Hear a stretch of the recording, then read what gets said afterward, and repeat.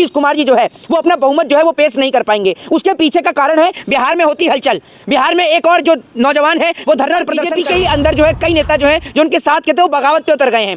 चाहे फिर वो चिराग पासवान की पार्टी के हो, जीतन राम मांझी की पार्टी के हो, चाहे तमाम और वो बिहार के नेता हो, वो तमाम नेता बगावत पे उतर चुके हैं। जिस तेजी से रंग बदलने का काम करते हैं, अब उनकी पार्टी के जो विधायक हैं मुझे नहीं लगता कि वो भी उनके साथ रहना पसंद करेंगे, क्योंकि सबको नजर आ गया कि भैया इस आदमी की तो कोई विचारधारा नहीं है।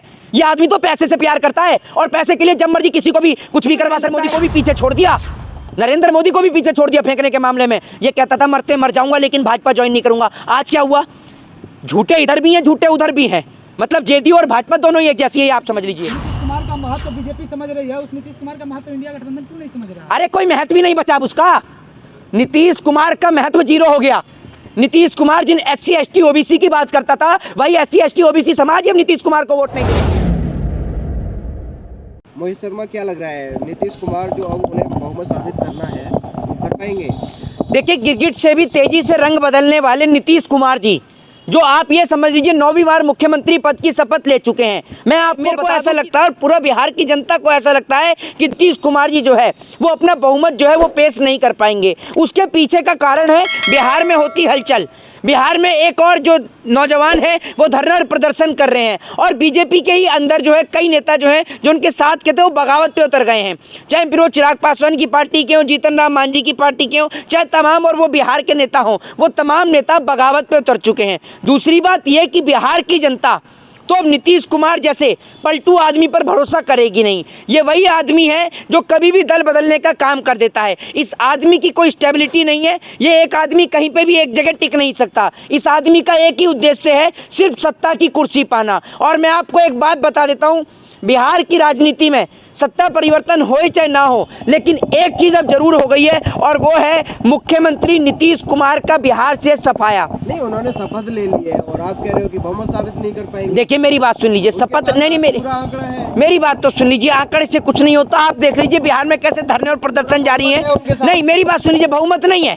मैं आपको बता दूं, ये तो 10 तारीख को पता चलेगा। आप और हम नहीं बता सकते कि बहुमत है या नहीं है। जिस तरीके से बिहार में हलचल चल रही है, मुझे तो नहीं लगता कि नीतीश कुमार के पास बहुमत है। लेकिन बिहार में कुछ हुआ हो या ना हुआ हो, अब नीतीश कुमार का सफाया जरूर कर दिया है भारतीय जनता पार्टी ने। और मैं आपको एक बात बता देता हूं, अगर बिहार के अंदर 10 तारीख को नीतीश कुमार अपना बहुमत साबित नहीं कर पाए और वहां पर आरजेडी की सरकार बन जाती है, तो एक बात मैं आपको बताता हूं कि नीतीश कुमार का जेल जाना तय है। क्योंकि ये ऐसा व्यक्ति है जिसने लाखों हजारों करोड़ों रुपए का घोटाला करके ये सत्ता में सरेंडर करने का काम करता है। ये पलटू राम है, इसका कोई स्टैंड नहीं है, इसकी कोई क्रेडिबिलिटी नहीं है। ये सिर्फ और सिर्फ कुर्सी से प्यार करता है और ना बिहार की जनता से, ना बिहार के लोगों से। जब इसने प्रजातंत्र का मजाक उड़ा दिया, जनतंत्र का मजाक उड़ा दिया, भैया आप वोटिंग क्यों कराते हो बिहार में?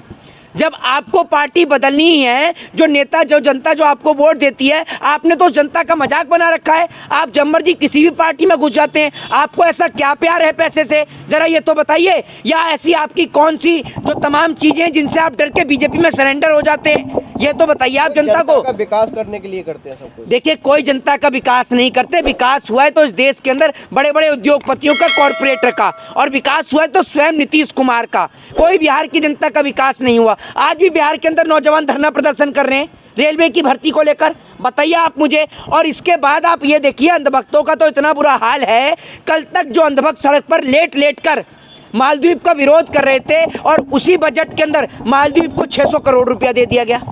बताइए ना आप मुझे, जिस मालदीव का कल तक विरोध था 600 करोड़ मालदीव को बजट के अंदर, ये बजट के अंदर सिर्फ और सिर्फ अगर किसी को कुछ फायदा पहुंचा है तो इस देश के बड़े उद्योगपति और कॉर्पोरेटर को, बाकी इस देश की जनता के हाथों में तो वापस से इस बजट के दौरान झुंझुना थमा दिया गया है। ये बात मैं आपको बता दूं। क्या लग रहा है, आरजेडी सरकार बना पाएगी बिहार में? देखिए, कुछ भी हो सकता है बिहार में। मुझे तो ऐसा लगता है कि 10 तारीख को नीतीश कुमार की टाटा बाय बाय ना हो जाए कहीं बिहार से।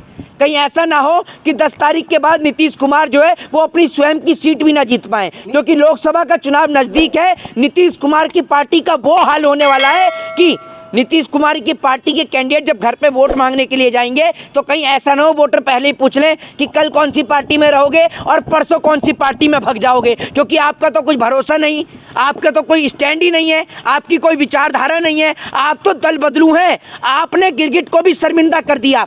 गिरगिट की प्रजाति लुप्त हो रही है, लेकिन नीतीश कुमार जैसे लोग गिरगिट की भूमिका अदा कर रहे हैं, क्योंकि ये लोग गिरगिट से भी तेजी से रंग बदलते हैं।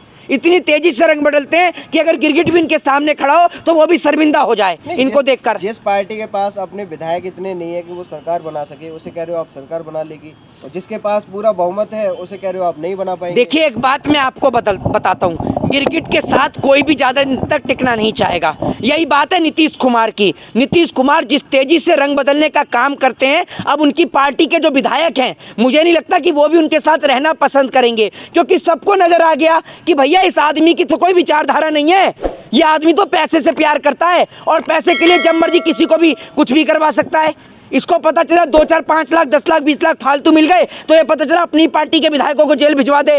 तो इसकी पार्टी के नेताओं को भी समझाना चाहता हूं कि एक ऐसा नेता चुनो जिसकी कोई विचारधारा हो, जिसका कोई स्टैंड हो। ये तो झूठ बोलने का काम करता है। इसने तो नरेंद्र मोदी को भी पीछे छोड़ दिया, नरेंद्र मोदी को भी पीछे छोड़ दिया फेंकने के मामले में। ये कहता था मरते मर जाऊंगा लेकिन भाजपा ज्वाइन नहीं करूंगा। आज क्या हुआ? झूठे इधर भी हैं, झूठे उधर भी हैं।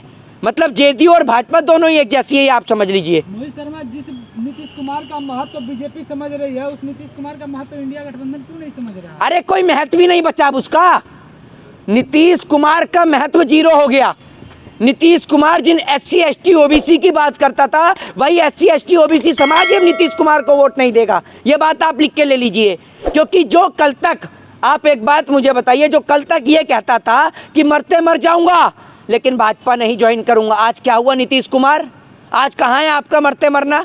बताइए ना आप मुझे। मैं तो ये कहना चाहूंगा, नारा चल रहा है 400 पार, इस बार 400 पार तो आएगी, बीजेपी 400 पार तो आएगी, इस बात में कोई दो राय नहीं है, क्योंकि बीजेपी के साथ तो EVM है। इसीलिए नीतीश कुमार भी पलटी मार के उधर चले गए, क्योंकि वो उनको पता है कि बीजेपी के पास EVM है, इससे जीतेगी। अरे जनता चुन रही है उनको, घर घर मोदी। मेरी बात सुनिए, अगर जनता चुन रही है तो बिहार में तो अब सरकार आ गई है नीतीश कुमार की, तो काहे नौजवान धरना और प्रदर्शन कर रहे हैं? ये बताइए ना आप मुझे, आप बताइए क्यों कर रहे हैं नौजवान धरना प्रदर्शन बिहार के अंदर? बरगलाया जा रहा है उनको, किसी पार्टियों के द्वारा झांसे में चले आए हैं। बरगला, मैं आपको बरगला रहा हूँ कि ये जो गोबर नहीं पड़ा ये वो है, चवन पर हाथ खा जाओ। मैं बरगला रहा हूँ आपको। आप कैसी बात करो, बड़े बेवकूफ़ हो। अगर इतने ही बरगलाने से, विपक्ष की बात सुन के अगर बरगला जाता है इस देश का नौजवान, तो विपक्ष सत्ता में क्यों बैठता? विपक्ष में क्यों बैठता? सत्ता में होता। बेवकूफ़ वाली बात कम किया करो, समझ गए? बीजेपी का है मोहित शर्मा की। अरे ये जो इस तरीके, सुनो, इस तरीके के पत्रकार बनोगे ना, और आपको बता दो, एक बड़ी खबर दे दूं, वसूली चौधरी तिहाड़ रिटर्न के ऊपर एक और FIR दर्ज हो गई है।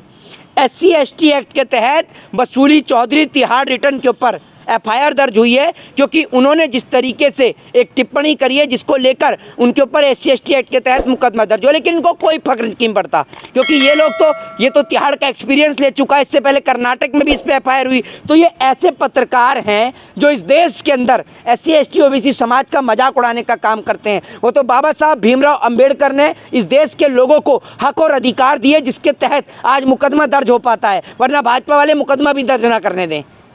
क्या लग रहा है 2024 का रुख कैसा देख रहे हो? देखिए, साल 2024 के अंदर चुनाव मंदिर और मस्जिद के नाम पर सिर्फ माहौल बनेगा।